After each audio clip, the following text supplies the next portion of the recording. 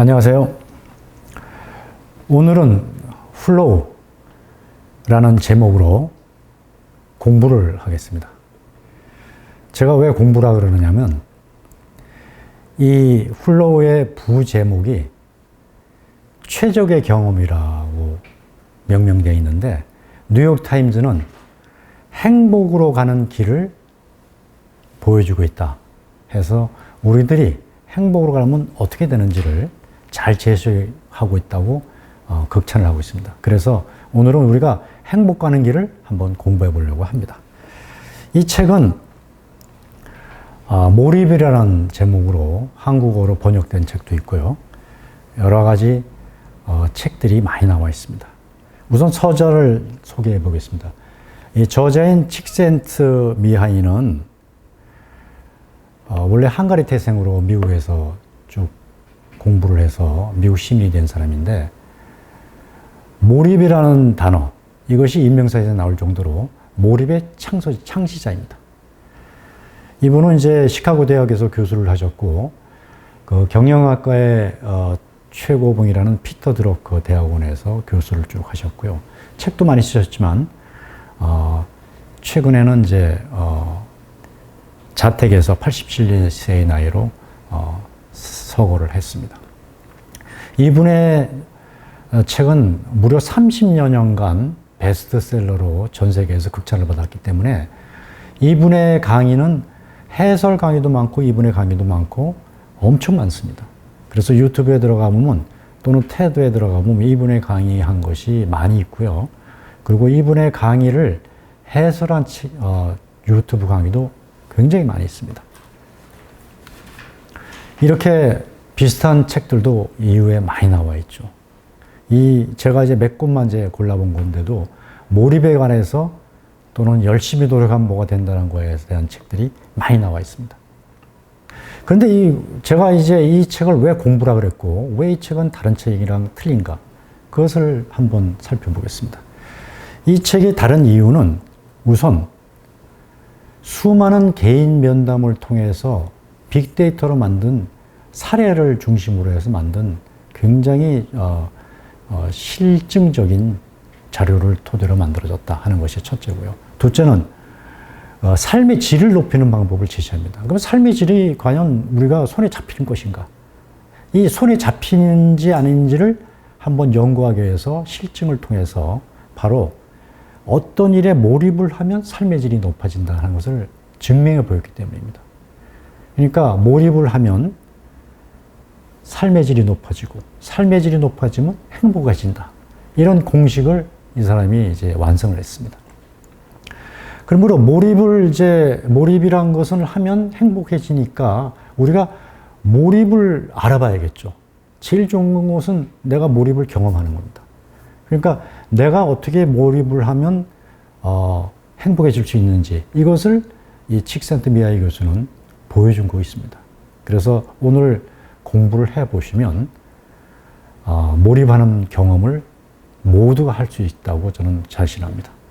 그리고 몰입 경험이 쌓이면 이제 인생이 어떻게 바뀌는지를 자기가 알겠죠. 내가 비굴하게 살다가 몰입을 경험해서 행복한 삶을 사는 것을 자기가 느낄 수가 있습니다.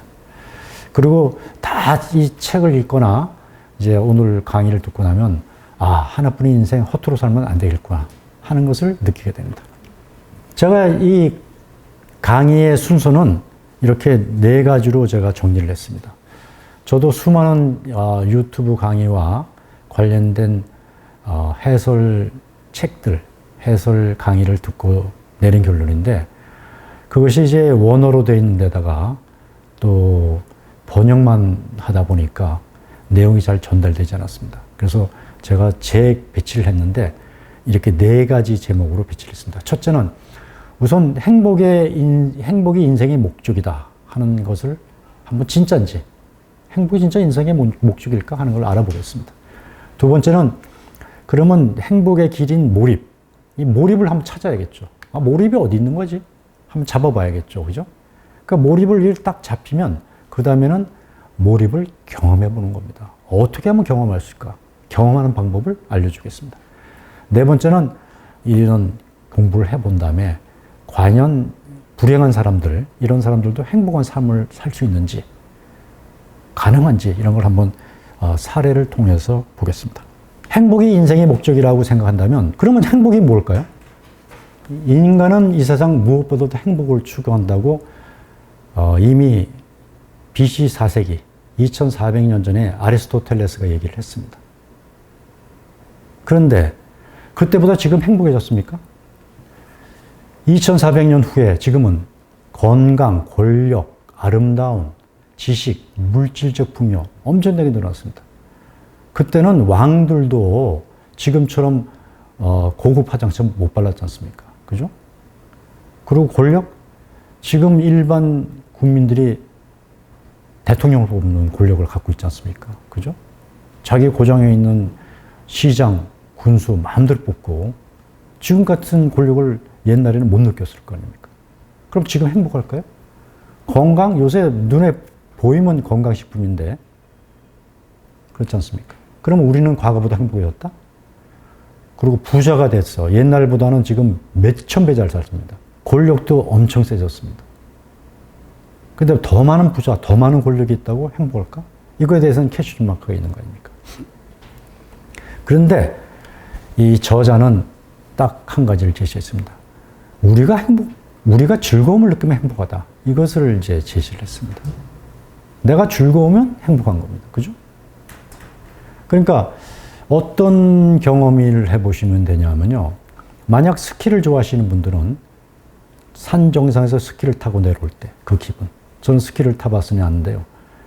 만사가 잊어집니다. 오로지 빠른 속도감만 느끼고 있죠. 내가 음악을 연주한다. 피아노를 열심히 연주한다. 내가 피아노 연주할 동안 딴 생각하면 안 되죠. 그러면 딴 것만 치게 되겠죠. 그죠? 산 정상을 향해서 우리가 걸어갈 때, 내가 킬리만자로 산을 정복하겠다고 걸어갈 때, 그때 딴 생각은 못 하죠. 그리고 산 정상에 섰을 때 엄청난 기쁨을 느끼겠죠. 또는 독서에 이제 산매경에 빠졌을 때, 또는 비즈니스에서 성공을 했을 때, 그때는 이루 말할 수가 없는 거죠. 내가 큰 대형 프로젝트를 따냈을 때, 이런 거죠. 그래서 이 칙센트미아이는 그 성장한 어린이는 매일매일 행복하다고 발견을 했습니다. 왜냐하면 어린아이는 불행을 느낄 수가 없습니다. 왜냐하면 매일매일 내가 새로운 곳을 습득하고 새로운 목표가 생기고 조금씩 발전하는 걸 느끼기 때문에 어린이는 매일매일 행복합니다. 그런데 쾌락과 즐거움은 차이가 있죠. 쾌락은 식도락 또는 마약, 노름, 음주 가무입니다. 그런데 이것이 즐거움이랑 틀린 것은 몇 가지 차이가 있습니다. 첫째가 통제가 안 되는 즐거움이다.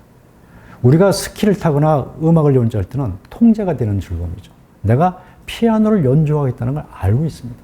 그죠? 그리고 머릿속에서는 악보가 계속 떠오르고 있죠.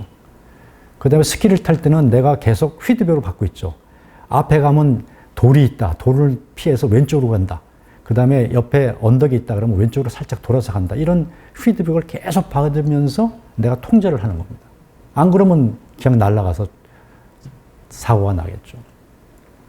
그리고 주의 집중이 없는 거죠. 통제가 안 되기 때문에 주의를 할 수가 없어요. 그러니까 마약을 먹으면 그냥 즐겁긴 즐거운데 통제가 안 되고 주의가 안 되는 거죠. 그래서 저자는 쾌락은 정신적 엔트로피다. 그러니까 무질서다 하는 얘기를 한 겁니다. 그래서 쾌락적 행복을 추구할 때는 유전자적 염증 요소가 나온다 하는 것이 최근 의학계에서도 밝혀진 사실입니다. 근데 인간이 행복을 쉽게 얻지 못하는 이유는 바로 이겁니다. 우리가 만족을 못하는 것이 인간입니다. 인간은 제일 처음에 에덴의 동산에 있을 때 남부러울 것 없이 모든 게 있습니다. 풍요였습니다. 하나님이 모든 걸 줬습니다. 그런데 쫓겨났죠. 왜 쫓겨났을까요? 인간은 만족을 느끼지 못하는 존재입니다. 행복감은 똑같은 만족 상태에서 계속 떨어지고 있어요. 그러니까 의식주를 해결하면 새로운 욕망이 생기죠. 그리고 지금과 같이 편의점, 편의성, 소득, 에너지 소비가 엄청 늘어났지만 결국은 쾌락에 의존하는 경우는 더 늘어나고 있는 겁니다. 그리고 인간은 또 항상 불안합니다.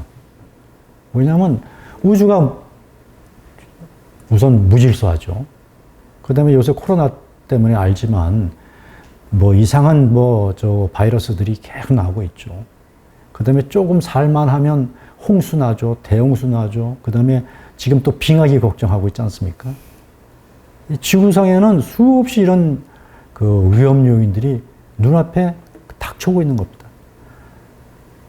그리고 우리가 이런 것은 내가 개선해야겠다.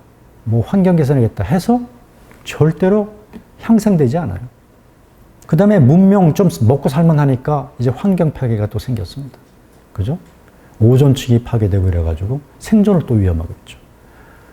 그 다음에 종교나 국수주의 등 문화적 방패가 우리 정신적 혼돈을 야기하죠. 예를 들어서 아프가니스탄 같은 종교적 국수주의 나라에서는 우리가 행복을 느낄 수가 없는 거죠. 내가 아무리 종교에 귀의를 한다 하더라도 행복감을 느낄 수 없는 거죠. 이런 것들이 지금 지구 도처에 있는 거죠. 그럼 행복은 어디서 올까요? 자, 태어났습니다. 남자, 여자, 이게 다 태어났어요. 근데 이거 전부 다 우리가 알 수 없습니다. 유전자, 외모, 두뇌 상태, 이거 다 하나님이 준 겁니다. 가용재산과 유산? 이것도 다 하나님이 준 거예요. 내 마음대로 유산을 어떻게 받습니까? 부모가 누군지, 내가 어디서 사는지, 내 사주가 어떤지, 이거 다 타고나는 겁니다. 재능, 이것도 타고나는 거예요. 내가 통제할 수 없죠, 이건. 그죠? 그러니까 외부 환경에서 내 행복을 주관한다는 건 있을 수 없다. 결론입니다. 그러면 내부 경험에서 오는데, 내부 경험은 어떻습니까? 자, 이럴 때 좋겠습니까? 안 좋습니까? 내가 한라산 등반에 올라가서 드디어 정상에 올랐습니다. 이야, 내가 혼자 소리 지릅니다. 이때 기분 째지죠. 누구나 느낄 수 있습니다. 독일과 시합에서 한 방 빡 넣었어요. 축구 선수로서 이것보다 기쁜 게 없습니까? 저 공을 넣는 순간 다른 생각이 있었을 거예요. 저 때는 진짜 어마어마한 즐거움이 아마 저 속에 있었을 겁니다.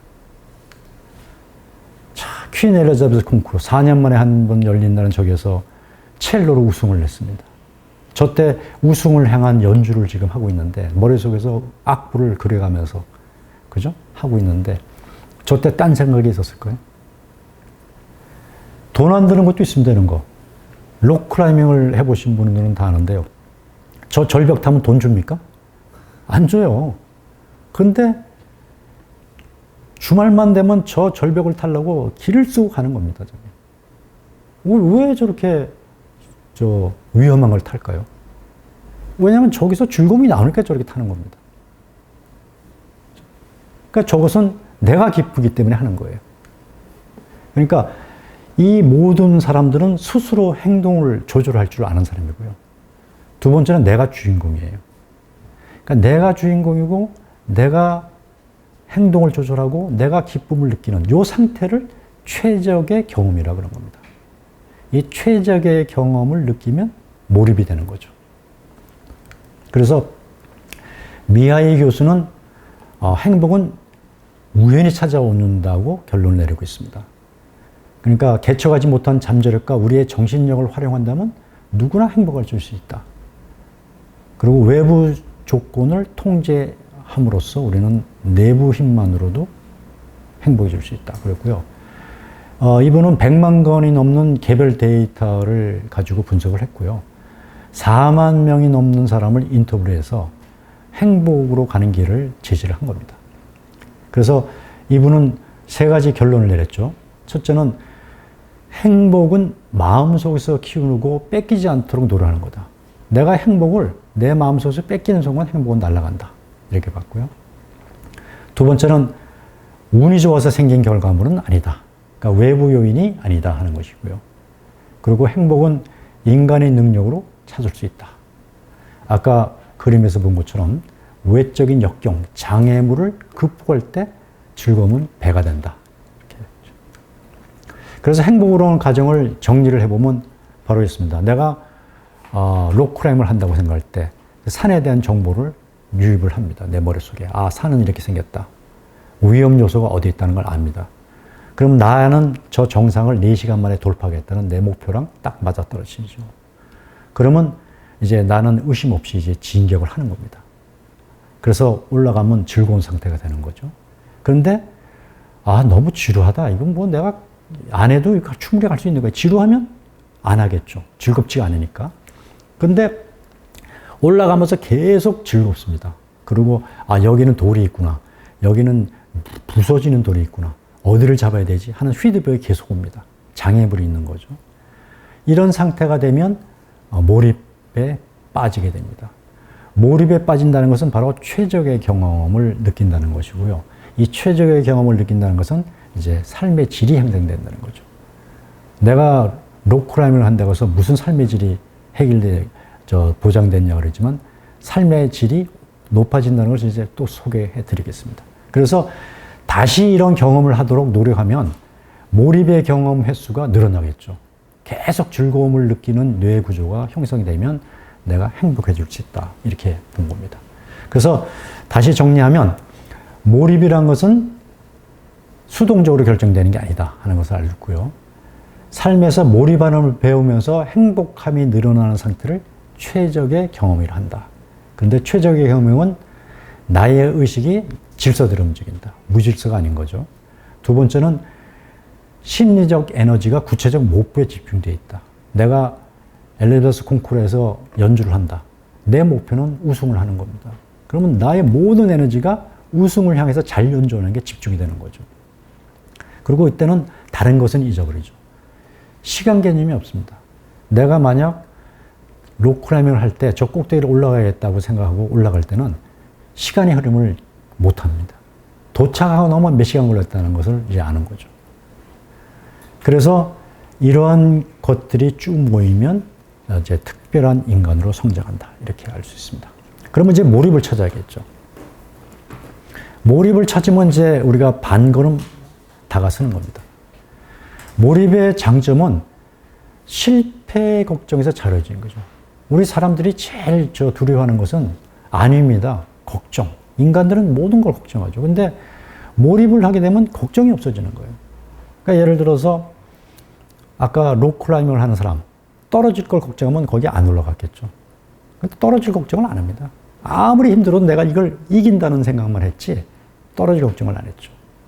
그리고 왜 내가 이런 걱정을 안 하게 되느냐? 나는 준비되어 있는 사람이다. 내가 저 정상까지 올라갈 수 있다고 내가 다 정보를 분석했어. 이런 걸 갖고 있기 때문에 절대로 걱정을 안 합니다. 따라서 내 마음속의 행복을 내가 키울 수 있다 하는 것이 이제 몰입의 장점인 거죠. 그러면 몰입의 위치는 어디 있느냐? 이것을 이제 수학적으로 이제 도표로 정리를 하면 오른쪽은 내 능력이 계속 향상되어 가는 기준입니다. 왼쪽은 도전, 어려움을 우리가 어떻게 극복할 건지 목표가 왼쪽에 Y축에 있습니다. 근데 나는 A1에 있어요. 내 A1은 내가 행복한 상태입니다. 어린애가 예를 들어서 테니스를 처음 배울 때 공을 똥당똥당 맞추기 시작하면 나는 굉장히 행복하죠. 그때 A1에 있습니다. 그 내가 이제 나이가 들어서 실력이 많이 늘었어요. 나는 이제 저쪽에 서브도 날릴 수 있어. 그런데 부모가 계속 똥강똥강 치라 그럽니다. 그럼 지루하겠죠. 근데 내가 기술은 높은데 목표가 낮으면 나는 지루해서 포기합니다. 아니 나는 안 할래. 이렇게 재미없는 걸 왜 해? 이렇게 되는 거죠. 근데 나는 똥강똥강 치는 능력인데 계보로 서브를 놓으라 그럽니다. 죽어도 안 되는 거죠. 그러니까 A3로 올라가면 걱정, 두려움, 불만이 생겨서 또 포기를 하는 거죠. 그럼 어떻게 해야 됩니까? 내 능력을 A2로 키우고 내 도전은 A3로 키우는 겁니다. 그래서 내 기술이 서브를 넣을 수 있는 만큼 조금씩 발전시켜 나가면서 서브를 넣을 때가 되면 딱 이제 서브를 넣는 이제 도전 목표를 정해야 되는 거죠. 서브 10개를 다 시속 160km로 때린다. 그래서 이 A1, A2, A3, A4의 그래프가 오른쪽으로 점점 올라가면 바로 플로우 상태가 계속 경험이 되는 거죠. 그러니까 플로우 상태라는 것은 나의 기술과 나의 도전이 늘어날수록 점점 앞으로 나갈 수 있다는 겁니다. 그래서 인간이 성장할 수 있다는 걸 나타내는 거죠. 자, 이게 제일 처음에 테니스를 이렇게 치는 거죠. 벽치기를 합니다. 좀 실력이 좀 이제 딱 동그라미 그려놓고 저기다 때리는 연습을 하는 거죠. 그죠? 저게 완성되면 이제 드디어 이제 백핸드 드로우까지 이제 하는 거죠. 이 과정이 점점 늘어야 되는 거죠. 목표도 늘어나고 기술도 늘고. 여기 이제 이 소녀가 피아노를 치고 있습니다. 피아노를 열심히 치고 있어요. 이 어린은 이제 바이엘 수준입니다. 바이엘 다음에 체레니 치고 쇼팽 치고 이렇게 올라가죠. 근데 이 소녀는 바이엘을 치는 동안에 엄청 행복합니다. 근데 어느 날 갑자기 부모가 너 쇼팽을 쳐라 그럽니다. 그럼 저 소녀는 피아노 안 칩니다. 이제. 못 치니까. 그죠? 그러니까 기술이 향상 없이 고난도로 들어가라 그러면 당연히 포기하는 거죠. 그래서 A1에서 A3로 가버리고 A4로 못 가는 거죠. 그래서 이제 위치를 찾아냈습니다. 그런데 이제 사례를 한번 조사해 보겠습니다. 똑같은 공장에서 공장의 조립 라인 납땜 담당 A가 있습니다. A는 저 납땜을 하는데 정신이 항상 산만해요. 그래 맨날 실수를 합니다. 그러니까 내가 요거를 마치고 다음에 넘겨줘야 되잖아요. 근데 다음에 넘겨주는 사람은 놀고 있는 거예요. 제가 안 넘겨주니까. 그러니까 동료들이 맨날 너는 뭐 하는 거야? 하고서 맨날 지탄을 합니다. 그래서 결국은 회사를 못 다니고 그만두게 됩니다. 근데 이 친구는 결정적인 그만둔 요인이 따로 있었어요. 행위의 원인이 뭐냐면 통상적으로 작업에 대한 열정이 낮았어요. 나는 이 일을 왜 하지? 하기 싫은데 하고 있었습니다. 근데 돈은 벌어야 되겠고. 그죠? 근데 하필이면 자동차 타이어가 펑크가 났습니다. 근데 자동차 타이어가 펑크가 났는데 타이어를 바꾸면 돈이 많이 들지 않습니까? 근데 내 월급에서는 요번 달에 바꿀 돈이 없습니다. 그러니까 매번 출근 때 한 번 공기를 채우고 퇴근 때 한 번 공기를 채우고 이러고서 가야 되는 거예요. 그러니까 작업하는 중간에 매일 그 고민을 하는 겁니다. 야, 타이어를 또 방귀를 넣어서 가다가 바람이 안 빠져야 되는데. 그래서 작업 중에 맨날 이런 고민을 하니까 실수는 점점 많아지는 거죠.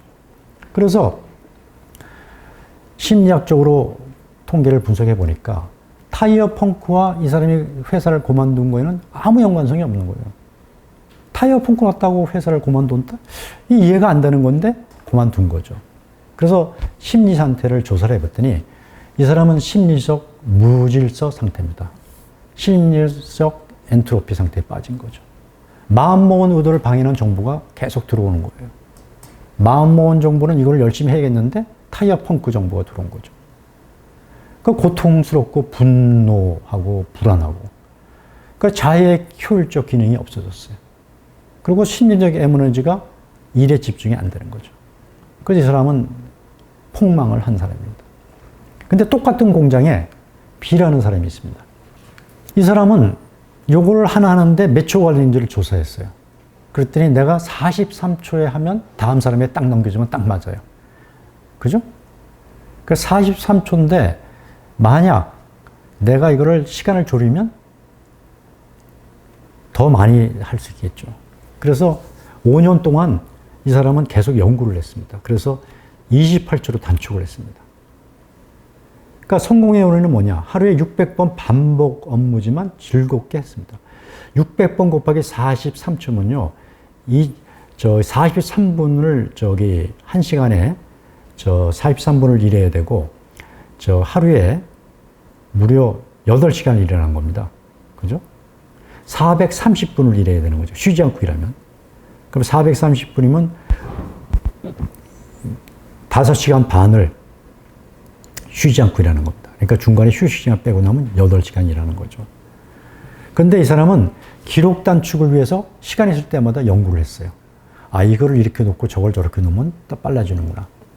그래서 연장 사용 방법과 시간 단축 비법을 개발했습니다.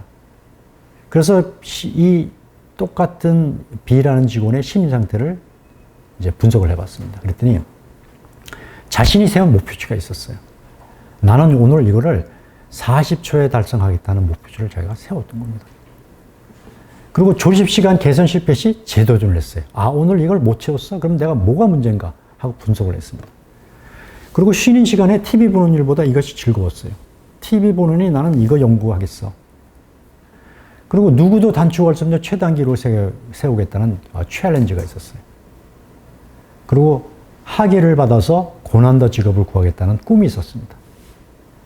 그래서 결과는 동료들의 부러움과 회사의 칭찬이 쏟아졌고요. 급여 인상이 됐고 회사에서 전기공학 야간대학을 보내줬습니다.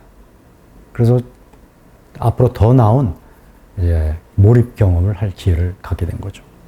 그래서 이런 사례를 조사해 보니까 몰입에는 조건이 있더라. 그 조건을 5가지로 정리를 했습니다. 첫째가 일과 놀이는 같다고 인식한다. 일과 놀이가 같아야지만 몰입이 생기더라는 거예요. 두 번째는 주어진 도전을 해결할 기초를 다져야 된다. 피아노 우승을 하려고 하는데 피아노 건반 못 두드리면 안 되겠죠. 그리고 명확한 목표가 있어야 되는 거죠. 계속 일만 해서는 의미가 없고. 그래도 분명한 규칙과 피드백이 있어야겠다. 어느 정도 장애도 있고 변화가 있어야 되겠다. 5번째는 도전과 능력 사이에 균형이 있어야 되겠다. 어느 한쪽이 일방적으로 월등히 세도 안 되는 거죠. 그럼 이 5가지를 조사해 보겠습니다. 일과 놀이는 같다고 인식한다. 일에는 2가지가 있어요. 하나는 의무감이 따르는 일과 하나는 자발적인 놀이가 있습니다. 그러니까 이 오른쪽 어린이는 자발적 놀이죠. 엄청 블록 쌓기가 재밌습니다. 저게 몰입을 하고 있어요. 저 때는 엄마가 말려도 안 돼요. 그죠? 엄청 재밌습니다, 지금. 근데 이 아줌마, 돈벌이인데, 식당에서 돈벌이 하는 건데, 음식 하나씩 날려도 되잖아요. 저거를 무려 40개를 날립니다. 5층을 올려가지고, 남대문에서 생활의 달인이 나온 아줌마인데, 저걸 날려요. 점심 때 저거를 한 40분을 나르더라고요. 근데 저 아줌마는 웃고 있어요. 엄청 즐거운 거야. 그리고 손에도 뭐 들고 가는데도 안 떨어져요, 저게. 그러니까 저 아줌마는 자기 기술을 개발한 거예요. 자기 목표가 있어. 나는 오늘 몇 개를 날라야겠다. 그래서 일할 때 우리 두뇌가 놀이와 같은 방식으로 작동하면 흥분과 재미를 느끼는 도파민이 생기더라. 이거는 이제 나중에 의학자들이 발견한 겁니다. 그러니까 저 아줌마는 지금 도파민이 나온 거예요. 2번째는 주어진 도전을 해결할 기초 능력을 갖는 거죠. 축구 선수들을 연습하는 걸 보면요. 지구력 및 근력을 위해서 저렇게 줄을 달고서 땡기는 연습을 합니다. 그러니까 그 사람들이 귀한 공을 차는 게 아니죠. 저는 엄청난 지구력, 허리 연습을 해요. 그 다음에 피아노 치는 사람들 악보 연습하는데 얼마나 힘듭니까? 그죠? 악보를 볼 줄 알아야지 연주를 하죠. 그러니까 저런 노력 기초는 해야겠다. 아무리 노는 게 좋아도. 그 다음에 명확한 목표가 있어야 돼요. 새로운 목표를 향한 잠재력이 있어야 돼요. 예를 들어서 목표 1을 달성했다 그러면 다음 목표 2가 있어야 되는 거죠. 자기 능력을 파악한다는 것은 굉장히 중요한 거예요. 왜냐하면 내가 목표 1을 채웠는데 나는 능력이 안 되는데 목표 2를 정하면 안 되겠죠. 그래서 이것을 이제 현대 심리학에서는 메타 인지라 그러는데 존 플라벨이라는 심리학자가 개발한 건데 자기의 자신에 대해서 생각을 판단하는 능력입니다. 내가 뭐 하고 있다는 걸 판단하는 건데 이게 얼마 전에 EBS의 0.1%의 비밀이라는 프로가 있어가지고 제가 봤는데요. 여기에 메타 인지가 그대로 나옵니다. 저 실험이 뭐냐면요. 이거는 미하이가 발견한 건 아니고 제가 참고로 여러분께 제시하는 건데요. 수능을 봤더니 0.1%에 드는 학생이 800명이었습니다. 그러니까 수능에서 우수한 성적을 낸 0.1%, 800명이었습니다. 그러니까 이미 800명이 특별한가를 알아내야 될 거 아닙니까? 뭐가 특별하겠습니까? 그래서 보통 학생, 일반 학생 800명을 무작위로 선출했습니다. 그러니까 둘이서 데이터 조사를 했습니다. 첫째, IQ 조사를 했습니다. 차이가 없었습니다. 별 차이가 없었어요. 공부 잘하는 800명과 보통에서 800명은 차이가 없었어요. 두 번째, 집안 환경 똑같았어요. 별 차이 없었어요. 세 번째, 얘네들이 뭐가 틀릴까? 건강? 다 별 차이가 없었습니다. 그래서 나중에 딱 뭐를 연구를 했냐면 메타인지를 하자. 그래서 25개 단어를 줬습니다. 주고 3초씩 보여줬어요. 3초씩 보여주고 25개를 75초간 보여주고 여기다 받아 써라. 25개 단어를 보여줬습니다. 우산, 깃발, 이런 거. 그리고 받아 쓰라 그러니까 몇 개를 받아 썼겠습니까? 보통 12개 정도 받아 쓰는데 0.1%의 학생 800명도 12개 정도 받아 썼고 일반 학생 800명도 12개를 받아줬습니다. 차이가 없지 않습니까? 공부 잘하는 사람과 공부 못하는 사람의 차이가 뭘까? 그래서 다른 걸 조사했습니다. 이거를 제시하기 전에 너 몇 개 맞출 것 같니? 하고 물어봤습니다. 그랬더니 공부 잘하는 800명은 12개를 맞출 것 같다 하는 걸 알고 있었습니다. 그런데 공부를 일반적으로 하는 800명은 직각각이었습니다. 5개 맞추는 사람도 있었고 18개 맞추는 사람도 있었고 내가 12개를 맞출 거라는 걸 모르고 있었습니다. 이게 메타인지예요. 내 능력을 내가 알고 있다는 거. 공부 잘하는 학생은 내가 요 정도 외우면 요 정도를 쓴다는 걸 알고 있었다는 거예요. 그게 메타인지입니다. 그러니까 목표를 세울 때는 이 메타인지가 굉장히 중요한 거예요. 그래서 공자님도 이렇게 얘기했죠. 지지 위 지지, 부지 위 부지, 시지야. 아는 것을 안다 하고 모르는 것을 모른다 그러면 이게 아는 거다. 이게 바로 메타인지입니다. 공자님도 그게 대단한 사람이에요. 3000년 전에 저거 개발했어요.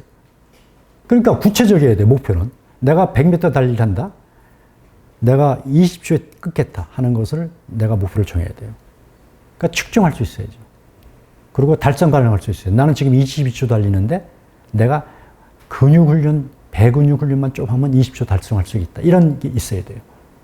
내가 40초 달리는 친구가 20초 달리기에 성공했다? 말이 안 되는 거죠. 그건 목표가 아닌 거예요. 분명한 규칙과 즉각적인 피드백이 있어야 돼요. 보상 효과는 즉각적, 지속적이어야 돼요. 우리가 바둑이나 장기를 둬도 저렇게 이기면 기쁩니다. 어린애들도 저렇게 기뻐해요. 체스에 지금 저렇게 기뻐하지 않습니까? 그런데 모든 규칙은 측정하지 않으면 관리할 수 없는 거예요. 이거는 피터 드러커가 이미 얘기를 했죠. 그러니까 게임에서 보면 우리가 게임 하지 않습니까? 적을 탱크 하나 부쉈으면 500점 짜고 오지 않습니까? 그죠? 조그만 사람 하나 탁 죽이면 10점 짜고 와요. 이게 즉각적인 피드백인 거예요. 보상이 직접이 이루어져야 돼요. 내가 뭘 규칙을 정해서 할 때 즉각 와야지만 나의 도전 의욕이 생기는 거예요. 근데 게임이란 것은 바로 이런 도전 의식을 계속 고취시켜 주는 거죠. 그러니까 이때 게임에서 얻는 흥분, 이런 상태도 몰입인 거죠. 그리고 100m 달리기 할 때 내가 좀 늦다 그러면 내가 이걸 목표를 달성해서 어떻게 하겠다. 예를 들어서 스타트할 때 내가 오른발을 더 세게 내밀어야겠다든가, 내가 복근 운동을 좀 연습해야겠다든가, 나는 시야가 이렇게 좁았는데 시야를 넓게 보고 하는 연습을 해야겠다든가, 이런 게 있는 거죠. 그래서 이런 게임은요, 우리가 굉장히 이때까지 좀 스포츠로 안 봤죠. 그런데 이제 e스포츠로 인정을 받았습니다. 그러니까 항저우 올림픽부터는 e스포츠로 아시안 게임의 정식 종목이 됐고요. 우리나라에서도 지금 이런 리그 오브 레전드 같은 거는 전 학생들이 다 하고 있을 정도죠. 그러니까 이런 축구하는 거나 게임하는 거 똑같은 이유는 뭡니까? 왜 우리가 이제 아시안 게임에서 e스포츠는 게임 같은 걸 넣었을까? 그것은 바로 이것 때문이죠. 득점 레벨업 등 달성할 목표가 생긴 거예요. 피드백과 목표가 딱 생겼어요. 똑같은 거예요, 그러니까. 그 다음에 상대편이나 장애물 등 피드백이 있는 거예요. 따라서 게임도 이제는 스포츠와 동일하다는 것을 이제 증명하고 있는 거죠. 반면에 이 테레비를 보면 어떨까요? 테레비 계속 보면 멍하겠죠. 여기는 목표와 피드백이 없어요. 그래서 대부분의 심리학자나 뭐 이 창의적인 거를 옛날 그 글쓰기에서도 얘기했지만 TV를 보면 머리가 멍해진다 하는 게 바로 이겁니다. 즐겁긴 즐거운데 내가 통제 못하는 즐거움이고 목표와 피드백이 없는 거죠. 그 다음에 도전 과제와 능력 사이의 균형입니다. 이 도전과 능력 중간에 우리가 삶이 있다고 봤을 때 미하이 저자는 이렇게 정리를 했습니다. 능력이 자신의 기술 숙련도라고 생각한다면 능력이 높고 난이도가 낮으면 지루하다 그랬죠. 맨 오른쪽에 아래죠. 근데 도전에서 능력보다 목표가 높으면 두려움이 생깁니다. 그럼 그 중간에는 능력은 높고 도전이 조금 높을 때는 불안한 거죠. 반면에 능력은 조금 있는데 도전은 낮다. 그러면 편안하죠. 쉽게 하는 거죠. 근데 이게 조금 더 높아지면 이제 지루해지는 거죠. 그래서 요거를 정리를 했습니다. 그래서 능력은 지금 중간인데 높은 걸 달성을 하면 어떻게 됩니까? 그럼 칭찬이 있겠죠. 그죠? 근데 능력은 높고 도전은 낮다. 그럼 내가 통제할 수 있는 거죠. 컨트롤이 되는 겁니다. 그러니까 이런 상태에서는 몰입이 안 되고 내 능력도 끝, 내 도전도 끝. 요럴 때 느끼는 게 몰입이다 이거죠. 그래서 몰입이 지루하다 그러면 목표를 높이고 두려워지면 목표를 낮추고 이런 상태를 이제 유지해야 된다는 거죠. 그러면 이제 몰입을 경험하는 법을 공부하겠습니다. 우리가 몰입을 경험하지는 못하는 이유가 있을 겁니다. 그죠? 누구나 뭐 몰입을 경험한다면 공부할 필요도 없겠죠. 근데 몰입을 하지 못하는 이유는 몇 가지 이유가 있어요. 첫째는 피상적인 일들을 처리하다 보니까 스트레스를 많이 받게 된다. 그러니까 스트레스를 받으면 몰입은 안 되는 겁니다. 즐겁지 않으니까. 그리고 일에 집중할 수 있는 환경을 만들어야겠다. 그래서 융은 2층짜리 벽돌집을 지었어요. 자기 혼자만 이제 들어가서 몰입을 하려고. 그러니까 몰입을 위해서는 또 충분한 휴식이 있어야겠다. 피곤하면 안 되는 거죠. 그리고 또 한 가지는 이메일, SNS가 네트워크 도구 때문에 집중을 못한다. 그 휴대폰이나 멀티태스킹 이런 것들은 뇌의 연료를 바닥나게 만들기 때문에 절대로 몰입을 하려고 그러면 금지해야 되는 상황입니다. 그리고 두뇌의 에너지를 극대화시키기 위해서는 포모도 기법까지도 활용을 해야 된다. 포모도 기법은 이제 그 포모도라는 심리학자가 만든 뇌 활용 기법인데요. 25분 동안 뇌를 극대로 사용합니다. 그리고 5분간 휴식을 하죠. 그래서 시간 관리 방법론인데 25분 열심히 5분 쉬고 25분 열심히 5분 쉬고 이래가지고 뇌의 기능을 25분간 집중할 수 있는 걸로 이제 활용화시키는 거죠. 그래서 몰입을 경험하기 위해서는 이런 4가지 방법이 있습니다. 첫째는 제일 좋은 것은 내 육체 활동입니다.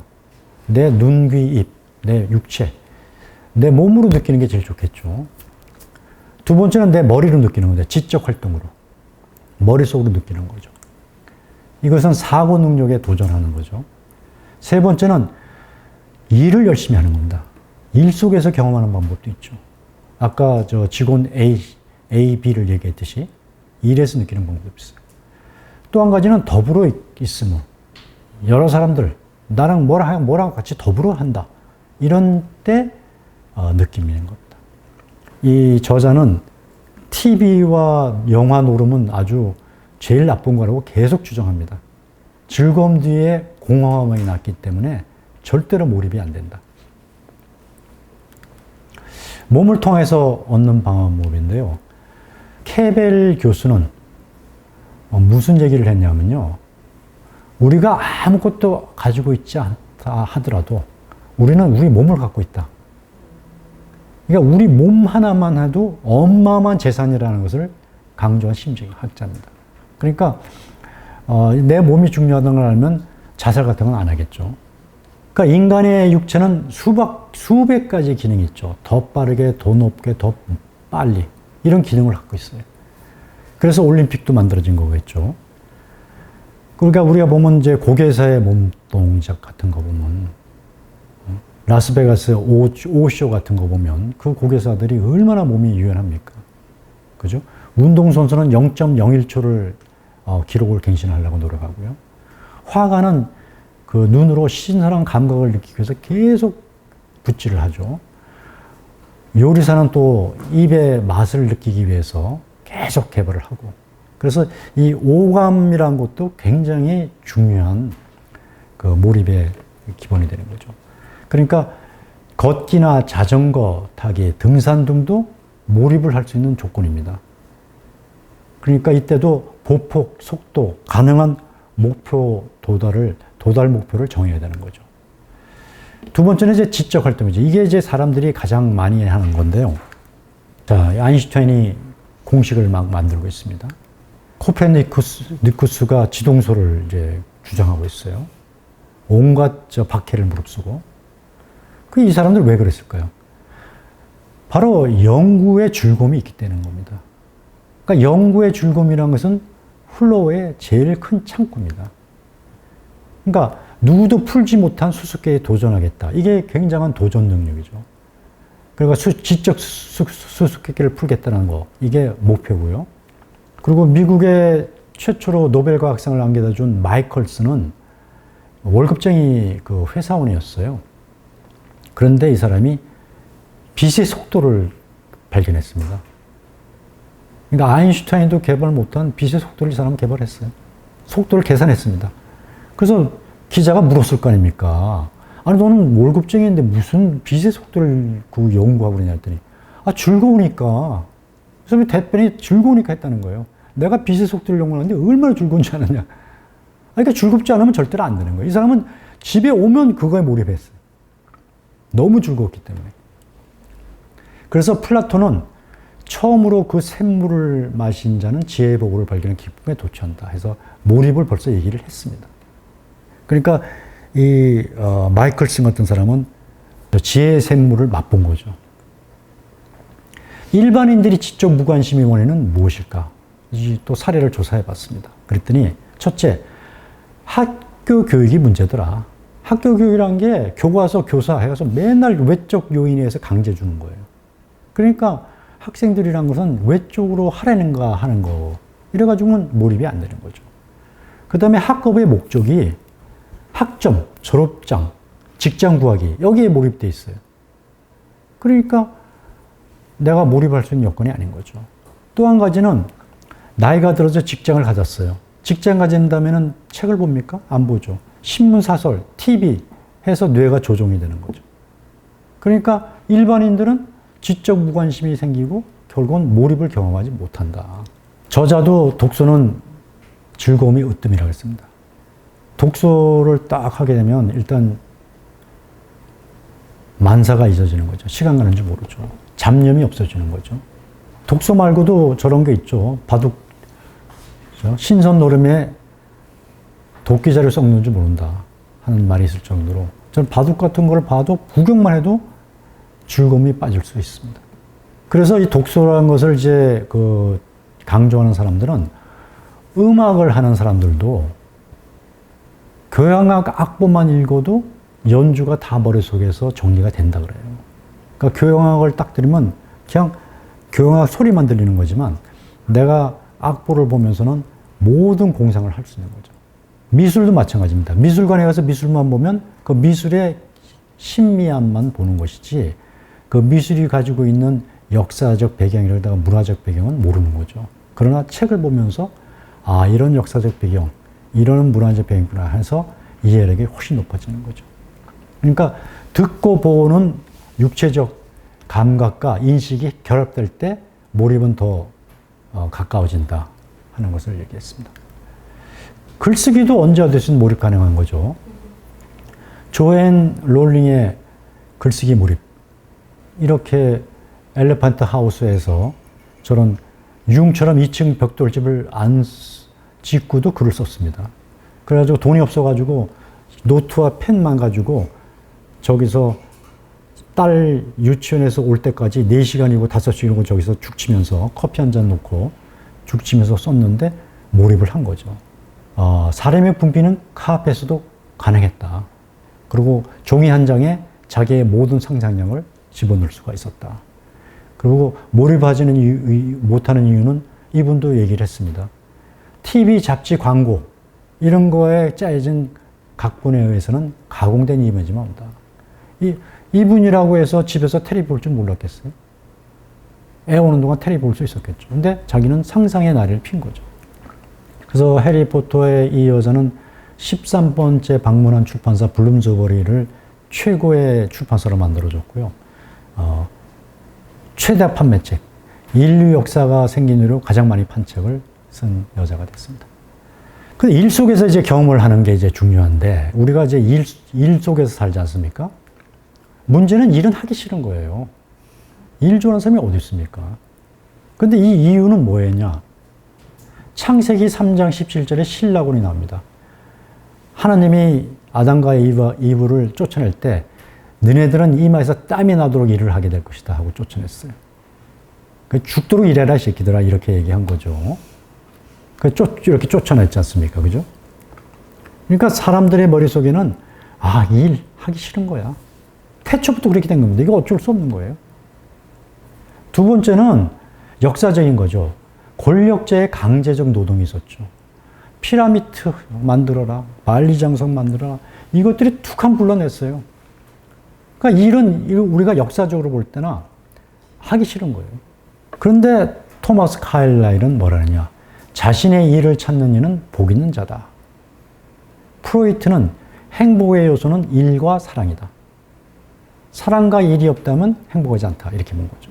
그러니까 일은 좌우지간 행복의 50% 조건은 되는 거라고 이제 보고 있죠. 그러면 이제 일이 즐거웠던 사례를 한번 조사해 보겠습니다. 아까 용조건 비도 얘기했지만 여기도 용조건 조의 사례입니다. 조는 어떤 사람이냐면요. 어릴 때 이민자고요. 4학년 때 중퇴를 했어요. 초등학교 4학년 때. 왜 중퇴했냐 물어보니까 집에 돈이 없다. 그리고 공부하기 싫다. 두 가지 요인이었어요. 그래서 어릴 때 열차 부품 공장에 단순 용접공으로 들어갔습니다. 그래서 30년간 용접공으로 일을 하고 있어요. 그런데 회사에서의 위치는 틀립니다. 진급을 이제 일을 열심히 하니까 진급을 시켜주려고 그랬어요. 개장하라. 그랬더니 싫다 그랬습니다. 왜 싫으냐? 나는 속박이 싫다. 난 일 끝나면 그냥 집에 갈래. 뭐 괜히 누구 관리하기도 싫고. 그래서 개장도 안 하고 말단 지원으로 30년을 일하고 있습니다. 그런데 모두가 조를 좋아해요. 왜 좋아하느냐? 어느 자리에 결근자가 생겼다. 얘 갖다 놓으면 일을 다 해요. 그리고 회사에 조그만 기계가 고장났다. 얘가 다 고칩니다. 만능 박사인 거예요. 그래서 야, 너는 도대체 왜 어떻게 만능 박사가 됐냐 하고 물어봤습니다. 그랬더니 자기는 최초의 도전이 있었다. 어릴 때 집이 가난했는데 어머니가 토스트에 빵을 구워줬다는 거예요. 근데 그 토스트기가 고장이 났다는 거죠. 그럼 토스트기가 고장나면 가족들이 빵을 맛있게 못 먹고 어머니는 실망에 빠진다는 거예요. 그러니까 자기는 이걸 꼭 고쳐야겠다. 그래가지고 도면을 보고 분해를 하고 해서 3일 만에 고쳐서 토스트기를 정상 작동시킨 사례가 있습니다. 그 이후로 뭐든지 고장만 나면 자기가 이걸 고쳐야겠다는 도전의식을 가졌다는 거죠. 그리고 이제 회사 다니면서 여가 시간을 활용을 했습니다. 이 여가 시간을 활용하려고 진급도 안 한 거죠. 그래서 집에 와이프랑 자기는 제일 좋은 게 집에 조그만 뜰이 있는데 여기에 스프링클러를 돌려가지고 이제 그 밑에 조그만 밭이나 이런데 물을 주는 게 자기 소일거리인데 이 물만 주다 보니까 재미가 없어요. 그래서 물을 쫙 뿜을 때 무지개가 탁 지게 하는 그걸 보는 게 너무 좋았던 거예요.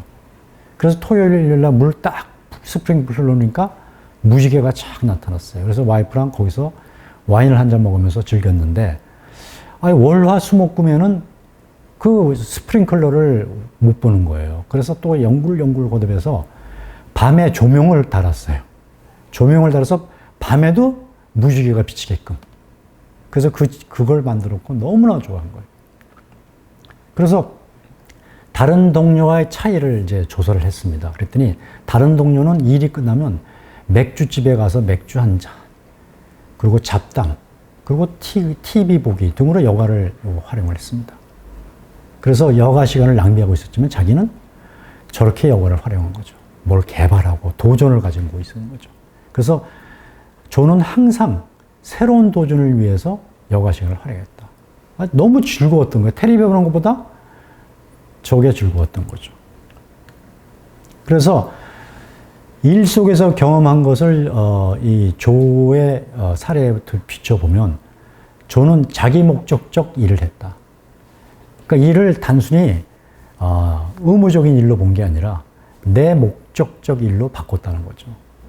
그래서 기술이 필요한 취미 활동을 하고 자기 개인적 관심사에 활용을 하고 그걸 위해서 내적 훈련을 했죠. 기술을 양상시키고 그 다음에 항상 목표와 한계를 정해줬어요. 이 사람이 뭐 보일러를 고치는 건 아니지 않습니까? 그죠? 집에 있는 조그만 것들을 고치는 거니까 자기 목표가 있어. 그럼으로 해서 재창조를 성취했죠. 우리가 리크레이션이라는 것은 우리는 좀 여가적인 말로 많이 쓰는데 그 정확한 해석은 재창조입니다. 그러니까 우리가 리크레이션하는 것도 재창조하기 위해서 하는 거니까 그래서 이 영어를 해석할 때 잘해야 되는 게 리크레이션 그랬을 때 우리는 놀고 이러는 걸로 보는 사례가 많은데 재창조입니다. 다섯 번째는 더불어 있음입니다.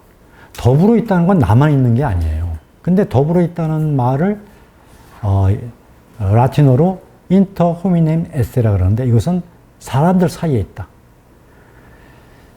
더불어 있다는 것은 사람들 사이에 있다는 걸 나타내는 거죠. 그런데 고독한 사람들도 몰입에 있을 수 있다는 거죠. 왜냐하면 알래스카의 수잔의 사례를 조사했더니 이 여자는 에스키모 개를 사육하고 조련을 하는데 150마리를 조련합니다. 이 여자는 행복해요.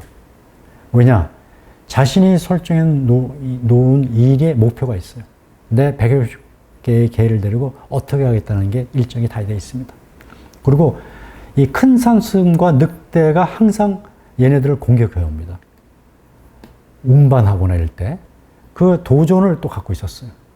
그리고 이 150마리 구성원 개의 이름과 건강 상태, 좋아하고 나빠하는 거, 습관 등을 다 파악하고 있었습니다. 여기 이 사람들 개가 자기 가족이었던 거죠. 그래서 자기는 이 알래스카에 혼자 살지만 너무 행복하다는 거예요. 그래서 왜 행복한가를 이제 조사해 봤더니 삶은 계속되는 플로우의 연장이더라, 이 여자한테는. 가정에서도 플로우를 경험할 수 있죠.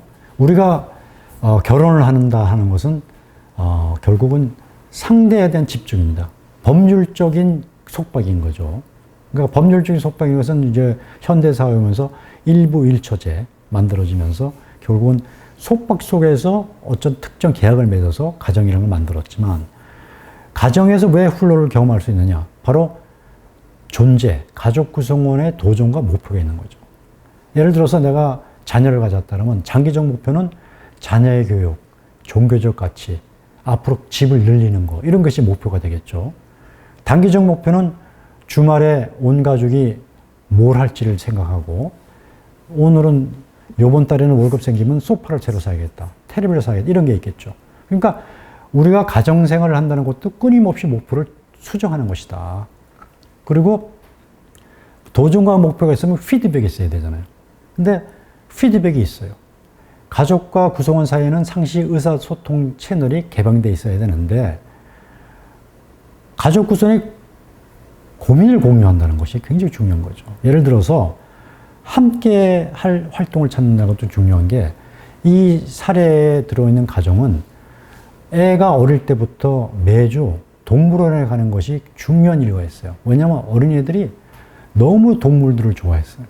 그런데 갑자기 초등학교 5학년이 되더니 얘가 동물원에 가기 싫다 그러는 거예요. 그거 왜 그러냐 그랬더니 동물이 학대받고 있다는 거예요. 학교에서 교육을 받고 여러 가지 머릿속에 들어온 정보가 동물에 있는 학대받고 있는 이 동물을 본다는 것은 내가 동물을 학대하는 거다. 그래서 동물원 가는 걸 중지했어요. 그래서 이 부모한테는 다음에 어디를 가야 될지를 찾는 게 굉장히 고민거리였던 거예요. 그러면 애랑 같이 공유할 일정을 찾는 거. 그게 굉장한 도전이었던 거죠. 그러니까 그걸 못 찾으면 이 가족은 행복에서 떨어지는 거예요. 그러니까 그걸 찾는 노력을 하는 과정을 또 이제 연구를 했습니다. 더불어 있음으로 경험하기 좋은 건 또 친구죠. 친구와 즐기는 것은 프란시스 베이컨이 얘기했듯이 최악의 고독은 진실한 친구가 없는 것이다 하고 말할 정도로 친구는 중요합니다. 근데 친구는 왜 중요할까? 친구와는 재미있는 일만 합니다. 친구랑 재미없는 일을 안 하죠. 친구랑 고통스러운 일을 하나요? 나쁜 짓을 해도 좋은 일, 재미있는 일만 하죠. 두 번째는 쓰레기 버리기, 낙엽 치기, 집안일을 안 해요. 친구들 만나면. 어떻게 하면 술 한잔 먹을까? 어떻게 하면 어디 갈까? 이런 것만 하죠. 세 번째는 잔소리가 없어요. 친구들이 잔소리하는 거 들어봤어요? 서로가 좋은 얘기만 하는 거죠. 그러니까 친구의 존재는 굉장히 좋은 거예요. 그런데 가정이 정서적 보호를 해야지 우정은 지속된다는 것 같습니다. 얘 친구들끼리 내버려 두면 마약 등 피상적 교제 의존도가 증가하더라. 나쁜 일에 몰입할 수가 있죠. 그래서 15세 크리스토퍼의 사례를 조사를 했습니다. 크리스토퍼는 고민이 있어요. 내성적이에요. 안경을 꼈어요. 내성적이고 안경 있으면 완전 학교에서는 이제 완전히 제가 좀 모자란 애죠. 그죠? 좀 안 놀아주는 애죠. 친구가 없어요. 근데 얘는 꿈이 있어요. 무슨 도전이 있냐면, 나 스타가 되고 싶어. 로큰롤도 좀 하고 싶고, 나 지금 인기 있는 애가 되고 싶어. 이게 꿈이었어요. 그러니까 부모가 합심한 전략을 썼어요. 그래서 안경을 당기상 벗기고, 콘택트 렌즈 색깔 있는 걸 끼웠어요. 그 다음에 금발로 염색하고 최신용의 의상을 입혔습니다. 그리고 최신 음악과 춤 연습을 시켰습니다. 진짜로. 부모가. 그 학교에 딱 보냈어요. 그래서 학교 뮤지컬 록 가수 섭외에 응모를 했습니다. 거기서 얘가 섭외가 돼서 록 가수가 됐습니다. 춤을 좀 추니까. 그리고 섹시한 다리 선발대에 나가서 또 수상을 하기도 했어요. 그래서 얘가 이제 록 가수도 하고 섹시한 다리도 하고 이제 활동적이 되니까 친구들한테 인기가 짱 높아가지고 우상이 됐고, 졸업 앨범에 가면 5만 대에서 다 사진이 찍히는 애가 됐어요. 그 미국의 이제 중고등학교 졸업 앨범 보면 유명한 애들은요 여기저기 다 낍니다. 유명하지 않은 애들은 그냥 학우들이랑 찍은 사진에만 가만히 있고, 유명한 애들은 뭐 어느 반에 들어가고 어느 반에 들어가서 막 이제 활동을 많이 하니까. 그런데 얘는 부모의 그런 그 정서적 보호가 있었길래 샛길로 안 빠졌다는 거죠. 그래서 얘는 더불어 있음으로써 자기의 최고의 행복을 느끼고 있다는 거죠. 그러면 이제 행복한 설계가 이제 가능할까요? 행복한 설계, 행복한 사람한테 행복한 설계는 필요 없겠죠. 이제 문제는 불행한 사람들이겠죠. 비극을 이겨내는 게 중요한데, 루치오의 사례를 봤습니다. 루치오는 이제 어떤 일이 있었냐면 24대 오토바이 사고로 하반신이 마비가 됐습니다. 그러니까 완전히 불행으로 떨어진 거죠. 그런데 사고 이후의 행보를 보면 오히려 나는 이전의 삶이 무의미했어 하고 느끼고 있습니다. 무슨 얘기냐면, 나는 사고 나기 전에 음악하고 럭비 이런 것만 보고 완전히 이거 좀 썰렁하게 지냈어. 나 의미가 없었거든. 근데 지금은 새로운 목표가 생겼다는 거예요. 무슨 목표가 생기냐? 나는 옛날부터 공부하고 싶었던 게 언어학이었어. 그래가지고 말을 잘하는 거였다는 거예요.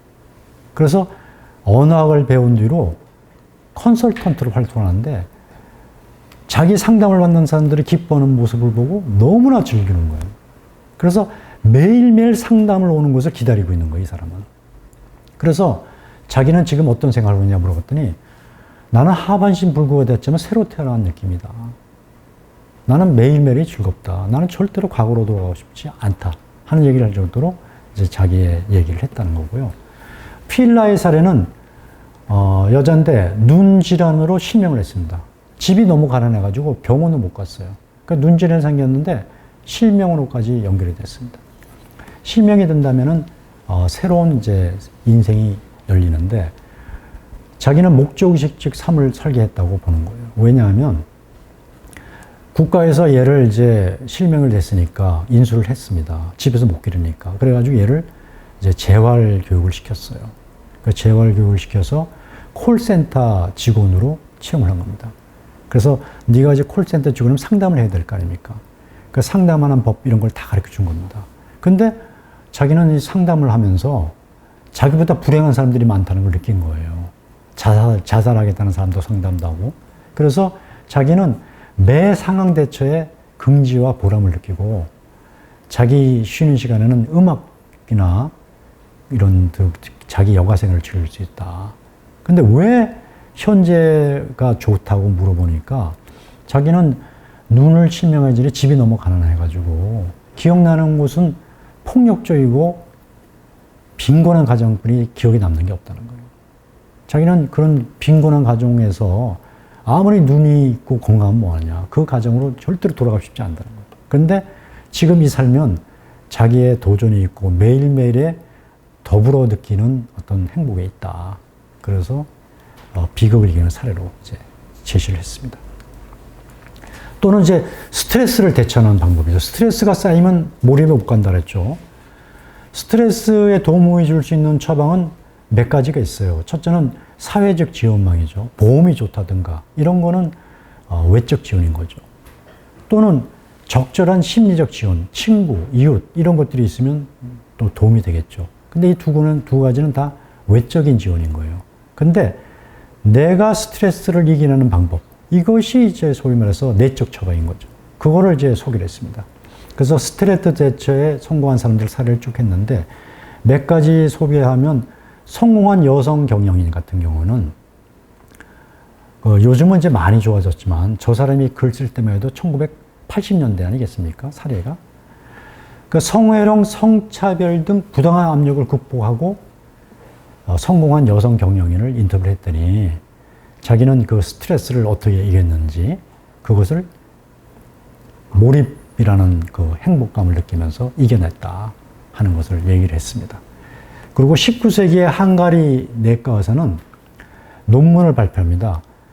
손을 깨끗이 씻으면 산모 건강을 80% 회복할 수 있다. 산모 건강이 나빠지는 이유의 80%는 손을 깨끗이 안 씻었다 얘기를 했습니다. 그래서 의사한테 전부 다 손 씻기를 이제 강조를 했는데 그 당시에 다른 의사들이 저런 엉터리 같은 의사가 무슨 내과 산부인과 의사냐 그래가지고 조롱과 비난 신문에도 막 나오고 그랬습니다. 근데 이 양반은 꿋꿋하게 그 스트레스를 이기고 결국은 모든 산부인과 의사가 저 산모를 만나기 전에는 손을 씻는 그 효과를 이루어내는 의사가 있었습니다. 그래서 이것도 하나의 사례였던 거죠. 그래서 성공한 사람들의 공통점은 도전과 자신의 신념이 있었다는 거죠. 도전이 없으면 안 되는 거죠. 그리고 자기가 내가 이기겠다는 신념이 있어야겠다. 그래서 저자는 이러한 사람들을 뭐 용기 있는 사람이라 그런 것이 아니라 덕망 있는 사람으로 호칭을 합니다. virtue라고 했죠. 세 번째는 좋아하는 일을 하기죠. 좋아하는 일을 하는 게 제일 좋습니다. 이거보다 좋은 일은 없겠죠. 그래서 하나의 사례를 제가 찾았는데요. 캐리비안 코스트 가드의 그 크루 멤버 중에 쿠스트 와트라는 사람이 있습니다. 캐리비안 코스트에 사고가 많아요. 배도 많기 때문에 조난 사고도 많고 태풍도 많고 그 다음에 저희가 그 중남미의 관문이기 때문에 마약도 많습니다. 그래서 굉장히 그 엄한 그 코스트 가드 역할입니다. 근데 여기에 이제 일하는 이 맨 왼쪽에 있는 친구인데 너무 행복한 거예요. 저 친구는 하루하루가 자기는 몰입의 상태다. 왜냐 하고 물어봤어요. 그랬더니 자기 취미가 어릴 때부터 부자 동네가 아니고 그 가난한 데 살아서 캐리비안 쪽에 살았는데 바다에서 수영하기였어요. 그래서 맨날 하는 게 시합입니다. 도전이 있었죠. 그리고 잠수 오래 하기. 친구들이랑 뭐 자기는 5분씩 들어갈 수 있는 거예요. 낚시하기. 자기 취미가 낚시예요. 지금도. 큰 고기 잡기, 많이 잡기 이런 거 낚시를 했죠. 그리고 자기는 집에서 자는 것보다 배에서 자는 게 더 좋아가지고 어릴 때 맨날 저기 삼촌 배에 가서 자고 배에서 자고 먹고 하는 걸 너무 좋아하는 친구. 그런데 직업을 바다에서 일하는 직업을 구한 겁니다. 코스트가드를 구했습니다. 365일 바다에 있는 겁니다, 이 사람은. 그래서 극한 상황이 뭐 태풍이 불거나 뭐 배가 불이 나고 이럴 때 자기는 거기에 뛰어 들어가 가지고 사람을 구하는 역할을 하는 거죠. 너무 행복한 거예요. 놀기만 하다가 사람까지 구하니까 그때 사람을 구할 때는 자기는 온 정신이 그 몰입이 돼 있다는 거예요. 그 다음에 해상범죄 소통하기. 저희가 마약선들이 밤낮을 가리지 않고 다니는데 그걸 잡으러 다녀요. 그때 자기는 엄청난 긍지를 느낀다는 거죠. 그래서 이 쿠스워트 와트의 좋아하는 일하기는 내셔널 지오그래피 보면 지금도 방영이 되고 있습니다. 저 친구는 너무나 유명해가지고. 그래서 행복한 우리 몰입의 이야기는 이 쿠스트와트 이야기를 끝으로 마치도록 하겠습니다. 모두 쿠스트와트처럼 되기를 빕니다. 감사합니다.